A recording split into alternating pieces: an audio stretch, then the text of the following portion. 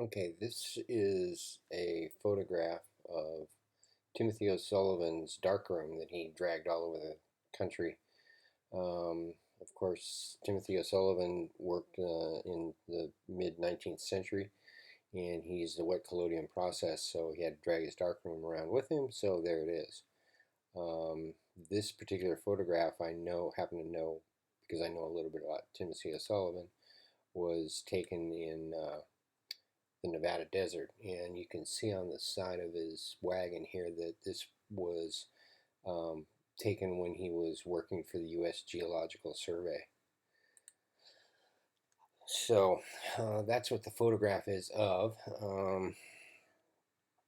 Items in the photograph are his darkroom there and his four mules, and you can see where he came into the photograph over here on the right. Here, these are his tracks. He made a U-turn here in the center of the photograph and then parked right there. And you can also see his tracks as they came up to the camera and back.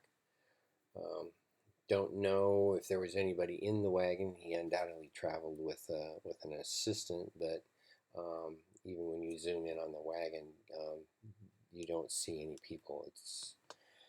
Um, it's just out here in the bare desert, and I think that's probably what he was trying to capture was just the emptiness of the whole thing.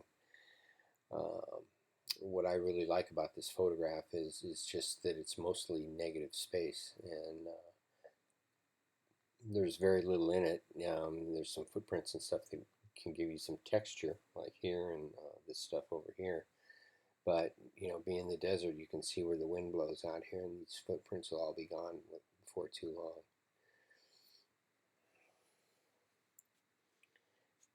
So, as far as the edges of the photograph go, this is one of the things I really like about this photograph is the fact that because it was a wet collodion process, you have these imperfections on here, and that really speaks to me of the whole sense of this picture, which is the difficulty that they had. I don't know if he actually complained about it or not, but it's hard for me to imagine doing this kind of work and going through what he went through to capture his pictures. His body of work is phenomenal.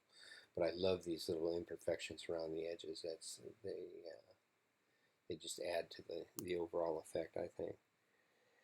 The angle of view is from a dune probably off to the side here. And it was shot, you can tell it was probably sometime in the middle of the day because the shadows are directly underneath, the only things that are out here, underneath the wagon and underneath these four mules. The quality of light is really harsh, of course, because it's out in the middle of the desert.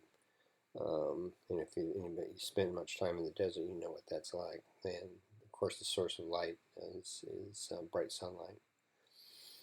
There's a lot of depth in this photograph, and it's you get depth from these dark splotches up here, these other hills that are out here, but you also get it, with these footprints that are left in the sand here.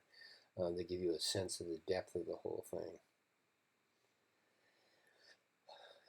As far as focus goes, it's probably shot with a fairly high f-stop because the depth of field, it's pretty deep. It's in focus all the way out here and all the way back to here. So I think that's about all. Oh, I do like the other thing I like is the way this is composed.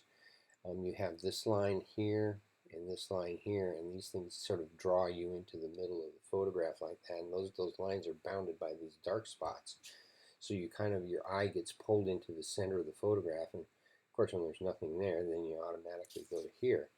And if you look at this in terms of the rule of thirds, this wagon is exactly where it should be. So it's really a well composed picture. Um, and you also have, because this is a wet collodion process, you have the overexposure on the sky up here, and you kind of get some overexposure up here as well. And I'm not sure if that was intended or not, but it's almost like these sand dunes just go off into nothingness. Um, in this kind of blurred line up here, there's a blurring between the land and the sky. No idea if that was intentional or not, but it's a nice effect. It's a great photograph. I always enjoy looking at it. So that's it.